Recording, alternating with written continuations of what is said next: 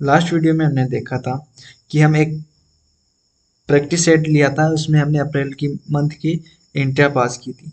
अब उसी को जस्ट आगे लेते हुए हम क्या करेंगे, मई की एंट्रियाँ हैं वो पास करेंगे। तो मई की एंट्री पास करने से पहले हमें ये चेक कर लेना है कि भाई अपनी कंपनी ओपन है क्या। लास्ट टाइम जब अप्रैल का मंथ का काम जिस कंपनी में किया उसी कंपनी में आपको मई का काम करना है, यानी कि ये जो वर्क होने वाला है ये मंथ टू मंथ आपका एक ही कंपनी का काम है।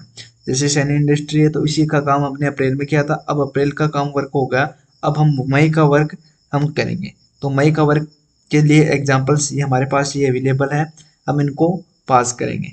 किस प्रकार से पास करेंगे, इस बार मैं सॉल्यूशन को नहीं बताऊंगा, आपको डायरेक्ट पास करूंगा, सॉल्यूशन आपको नीचे दिए किया हुआ मिल जाएगा, ठीक है। तो मैं आपको डायरेक्ट बताऊंगा, क्योंकि अगर सॉल्यूशन करेंगे तो वीडियो बहुत ज़्यादा लंबा हो जाएगा, लास्ट वीडियो भी काफ़ी लंबा हो गया था, इसलिए हम डायरेक्ट ही वर्क करेंगे। जैसे कि पहली एंट्री है company paid cash R 5,000 to Shri paper house, यानी कि श्री पेपर हाउस को कंपनी ने क्या किया, पेड किया है, पेमेंट किया है, पेमेंट किया है। तो पहले ये देख लो कि भाई मई मंथ का आ रहा है, तो यहाँ पर मई मंथ हमें ले लेना है। आपकी डेली में वर्क अभी जो टाइम आ रहा है वो 1 अप्रैल का आ रहा है, तो आपको यहाँ पर सिंपली क्या करना है, F2 प्रेस करना है, ठीक है। जैसे F2 प्रेस करेंगे तो यहाँ पर डेट का ऑप्शन आ जाएगा, आपको यहाँ पर मई का करना है, यानी कि हम पूरे जैसे कि अप्रैल मंथ का पूरा वर्क वो 1 अप्रैल को किया था, वैसे मई का पूरे मंथ का वर्क हम 1 मई को ही करेंगे, क्योंकि अपनी जो टैली है वो ट्रायल वर्जन पर है, इसलिए इसमें बाकी की डेट क्या होती है, डिसेबल रहती है, इसलिए हम इसका जो वर्क है वो 1 मई को करेंगे। तो यहाँ पर हम 1 मई ले लेते हैं, 1/5 प्रेस कर देंगे तो यहाँ पर आपका, सॉरी,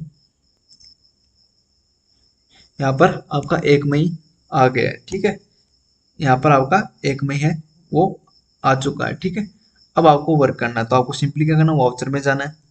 अब आपको एंट्री सोल्व करनी है, तो पहली एंट्री क्या करती है कि company paid cash R S 5,000 to Shri paper house, तो श्री पेपर हाउस को आपने क्या किया, पेमेंट किया, तो आपको क्या किया, सिंपली पेमेंट वाउचर में आ जाना है, ये चेक कर लेना आपका वाउचर पेमेंट है क्या। अब इसमें आपने किसको पेमेंट किया, श्री पेपर हाउस को पेमेंट किया है, तो श्री पेपर हाउस क्या हो जाए, पाने वाला व्यक्ति, तो उसको टीआर कर दो और केस को सीआर कर दो। तो पहले फाइंड करो, पेमेंट में पहले पाने वाले व्यक्ति आती है, तो श्री पेपर हाउस को आपको फाइंड करना है, इस लिस्ट में से आपको मिल जाएगा नीचे की तरफ, और कितने का अमाउंट है, तो 5,000 रुपये का अमाउंट है, ठीक है। जैसे एंटर कर देंगे, यहाँ पर ऑन अकाउंट लेते हुए इसको एक्सेप्ट करवा देना है। यहाँ पर आपको कैश लेना है, कि जैसे कैश लेंगे यहाँ पर एंट्री सबमिट हो जाएगी, आपकी एंट्री है। यहाँ पर आपको आ जाएगी company payment of R 5,000 to Shri paper house, ठीक है। इस प्रकार से अगेंस्ट आउटस्टैंडिंग पेमेंट, ठीक है। इस प्रकार से आपको इसको एंट्री करके कंट्रोल ए के साथ एक्सेप्ट करवा देना। फिर आपकी नेक्स्ट एंट्री हुआ कि company paid cash of R S 5,000 to K S stationery को आपने क्या किया, 5,000 रुपये का पेमेंट किया है। तो आपको डायरेक्ट ही पेमेंट वाउचर चेक कर लेना कि भाई पेमेंट वाउचर है, तो आपको पेमेंट कर देना। पहले के एस स्टेशनरी को सिलेक्ट कर लेना, कितना अमाउंट है वो अमाउंट लगा देना है और एंटर कर देना है, और यहाँ पर ऑन अकाउंट लेते हुए इसको एंटर कर देना है, और यहाँ पर आपको केस ले लेना है, ठीक है, और इसको भी एक्सेप्ट कर देना है। फिर नेक्स्ट आता है आपका company issue a cheque of R S 10,000 for office rent, आपने ऑफिस रेंट का पेमेंट किया अप्रैल मंथ का, तो ऑफिस रेंट का भी पेमेंट आपको पेमेंट ऑप्शन में करना है। यहाँ पर चेक कर लो कि भाई ऑफिस रेंट का बना हुआ या नहीं बना हुआ, तो अल्ट के साथ सी प्रेस कर सकते हैं, या फिर यहाँ पर आपको की रेट वाले ऑप्शन पे आ जाना और की रेट कर देना है ऑफिस रेंट के नाम से। तो यहाँ पर आपका आ जाएगा ऑफिस रेंट, अंडर आ जाएगा इनडायरेक्ट एक्सपेंसेस। अब यहाँ पर जितने भी एक्सपेंसेस है वो इनडायरेक्ट एक्सपेंसेस है, क्योंकि ये बिजनेस को पर्टिकुलर डायरेक्ट रूप से इफेक्ट नहीं करते हैं। जो खर्चा बिजनेस को डायरेक्ट रूप से इफेक्ट नहीं करता वो इनडायरेक्ट खर्चा होता है। जैसे कि मान लो कि कोई कंप्यूटर बनने में जो खर्चा आता है वो तो होता है डायरेक्ट, लेकिन उस कंप्यूटर की सेलिंग, एडवर्टाइजमेंटिंग या फिर उसका प्रदर्शन करने में जो खर्चा आता है वो आता है इनडायरेक्ट। तो अभी हम ऑफिस रेंट ले रहे, ऑफिस हमने किराए पर रहेगी, तो उसको हम जो मेन बिजनेस करें, जो प्रोडक्शन करें, उससे कोई लेना देना नहीं है, ठीक है। हमने हमने सर्विस प्रोवाइड करें, तो सर्विस का और ऑफिस रेंट का कोई लेना देना नहीं, इसलिए ये क्या हो जाएगा, इनडायरेक्ट एक्सपेंसेस हो जाएगा। वो हम डिटेल में डिस्कस करेंगे जब हम डायरेक्ट और इनडायरेक्ट दोनों की डिफरेंस चेक करेंगे। तो यहाँ पर एक बार हम इनडायरेक्ट एक्सपेंस लेते हुए इसको एक्सेप्ट करवा देंगे, कितना 10,000 यहाँ पर हम यहाँ पर लगा देंगे और एंटर कर देंगे, और यहाँ पर आपका पेमेंट कैसे हुआ वो चेक कर लेना। यहाँ पर आपने किया इश्यू चेक, तो यहाँ पर आपने HDFC बैंक से पेमेंट करती है। यहाँ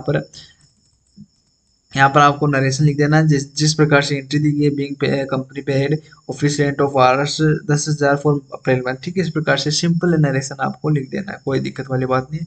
फिर आपका आता है company paid electricity bill 2500 by cheque. तो आपको चेक से इलेक्ट्रिसिटी बिल पेमेंट करना, तो यहाँ पर इलेक्ट्रिसिटी बिल अगर आपको चेक कर लेना है इलेक्ट्रिसिटी बिल आपका बना हुआ, अगर नहीं बना हुआ तो आपको क्रिएट करना। तो यहाँ पर नहीं बना हुआ तो हम यहाँ पर क्रिएट कर लेंगे, तो यहाँ पर आ जाएंगे और यहाँ पर इलेक्ट्रिसिटी बिल हम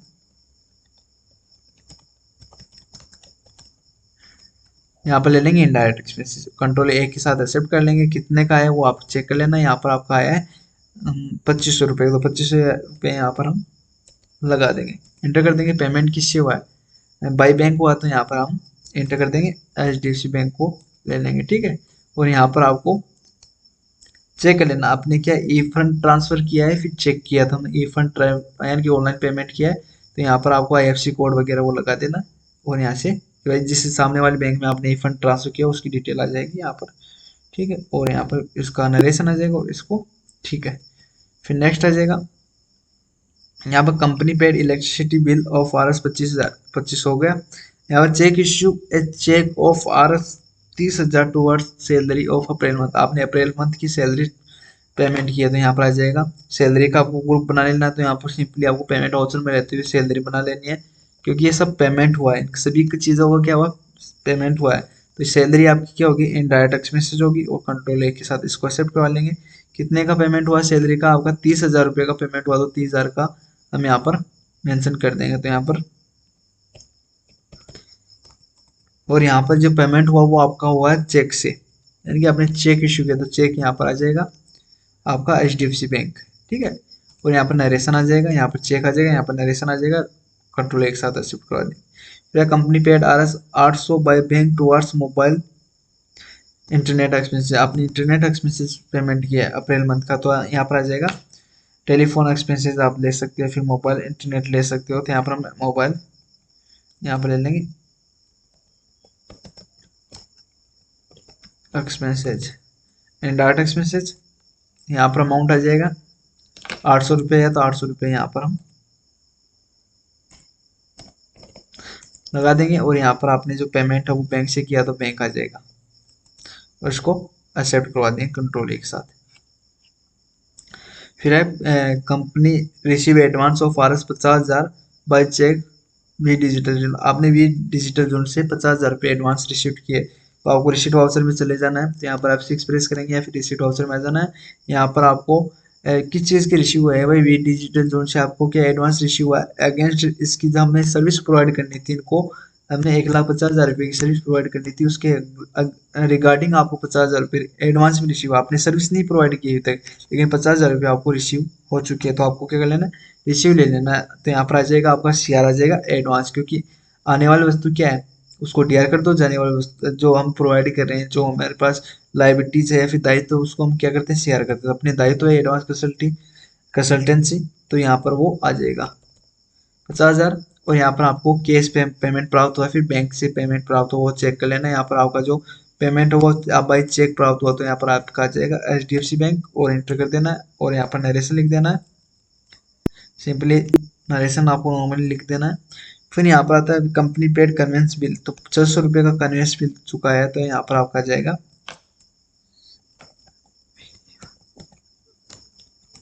कन्वेंस बिल आ जाएगा, इनडायरेक्ट एक्सपेंसेस आ जाएगा 600 रुपये, तो 600 रुपये आ जाएंगे यहाँ पर, ठीक है। ये सभी खर्चे के इनडायरेक्ट होता है। कन्वेंस यानी कि आपका ट्रांसपोर्टिंग खर्च हो जाता है, या फिर आपका किराया भाड़ा हो जाता है, ठीक है, उसमें आ जाता है, ठीक है, रेंट हो जाता कोई। अच्छा, कन्वेंस बिल आपने किस कैसे पेमेंट किया, आपने कन्वेंस बिल का कैश में पेमेंट किया, तो यहाँ पर आ जाएगा कैश अकाउंट, ठीक है। और यहाँ पर आपको पेमेंट लेना, पेमेंट वाउचर आपको ध्यान रखना कि ये पेमेंट वाउचर में आया, तो आपको पेमेंट वाउचर कर लेना, ठीक है। कन्वेंस बिल एक्सपेंसेस अकाउंट कितने का, 600, और यहाँ पर कैश में आपने इसको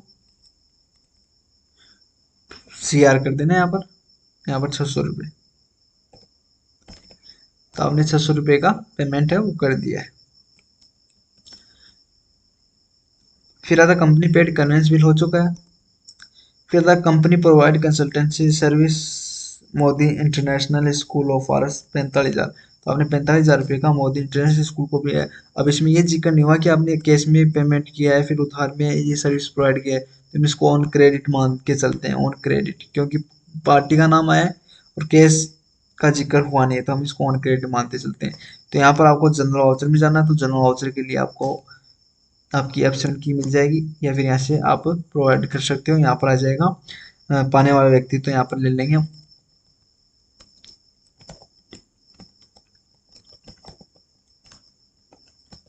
मोदी इंटरनेशनल स्कूल।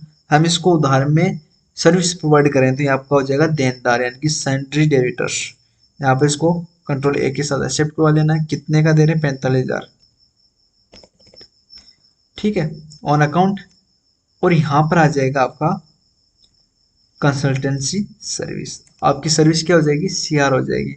तो यहाँ पर आपको कंसल्टेंसी सर्विस, आपकी जो सर्विस हम प्रोवाइड करें उसका बनाएंगे, क्योंकि हमने इसको सर्विस प्रोवाइड कर दी है, ठीक है। इनको हमने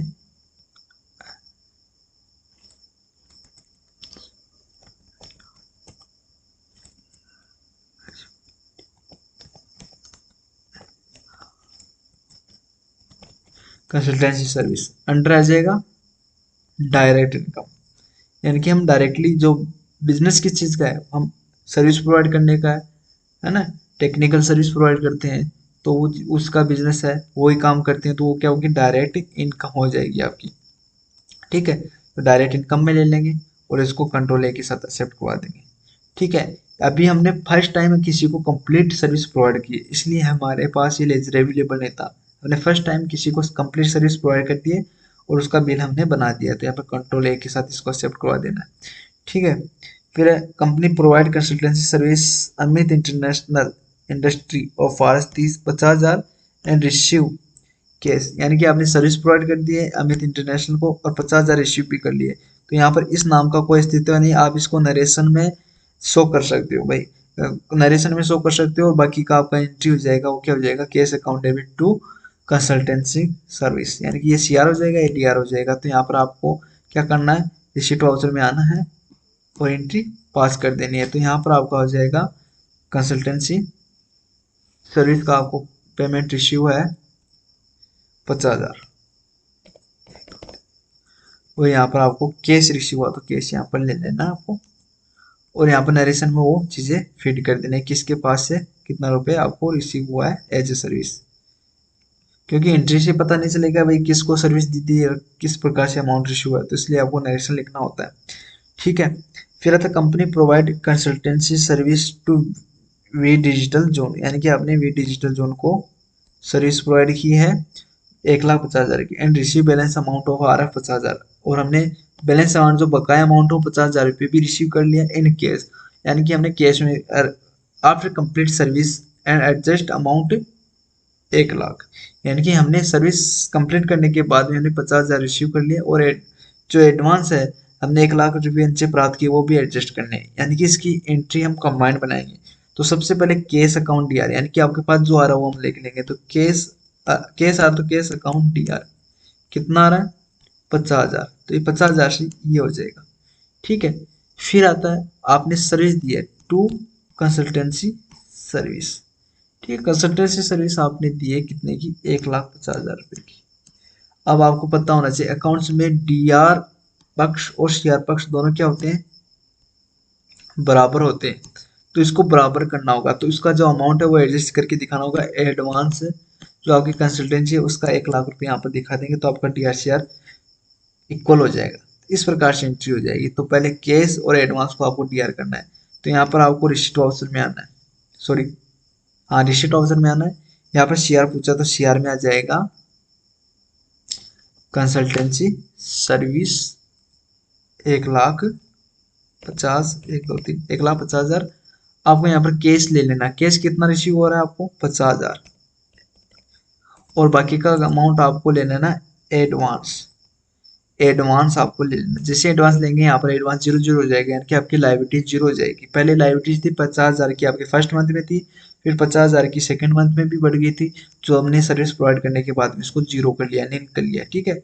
तो यहाँ पर आपका ये हो जाएगा कि being company provide consultancy service of Rs 1,00,000 to V digital zone and adjust balance amount of Rs 1,00,000 with the invoice. ठीक है, आप जैसे सुटेबल देखो उस प्रकार से आप इसको सोल्व कर सकते हो, नरेशन लिख सकते हो। ठीक है, फिर a company purchase plain paper of Rs 1000 in cash from cash stationery. तो कैश में परचेज किया, इस बार आपने जो पेमेंट परचेज किया वो कैश में किया, तो यहाँ पर आ जाएगा पेमेंट वाउचर। पेमेंट वाउचर में आपको आ जाना है, यहाँ पर आपको पेमेंट वाउचर में आ जाना है, और यहाँ पर आपने जो खरीदा उसको आपको ले लेना था। स्टेशनरी आइटम हमने खरीदा है, तो यहाँ पर स्टेशनरी आइटम हम ले लेंगे, स्टेशनरी एक्सपेंसेस 1000 रुपये, और यहाँ पर आ जाएगा केस। हम पार्टी को नहीं लेंगे क्योंकि इस बार हमने केस पेमेंट करते हैं, तो केस को ले लेंगे, कंट्रोल से एक्सेप्ट करवा देंगे। फिर इसी प्रकार company withdraw Rs 3000 for personal use, personal use के लिए निकाला, तो इसका भी पेमेंट हो जाएगा ड्राइंग्स के रूप में। तो यहाँ पर आपको ड्राइंग्स ले लेना है 3000 रुपये का, और यहाँ पर आपने कैश में निकाल तो कैश आ जाएगा, और इसका ट्रांजेक्शन हो जाएगा। ठीक है, फिर आया कंपनी पेड Rs 1000 रुपये as office expense. Office expenses का आपने पेमेंट किया, तो ऑफिस एक्सपेंसेस की लेजर नहीं है, तो यहाँ पर आप ऑफिस एक्सपेंसेस की लेजर बना लेना इनडायरेक्ट एक्सपेंसेस में, और इसको एक्सेप्ट करवा देना है। कितना खर्च हुआ आपका, 1000 रुपये, तो यहाँ पर कर देना है। और पेमेंट है कैश में हो तो कैश यहाँ पर कर देना, दिया हुआ नहीं लेकिन हम इसको कैश में लेके चलते हैं।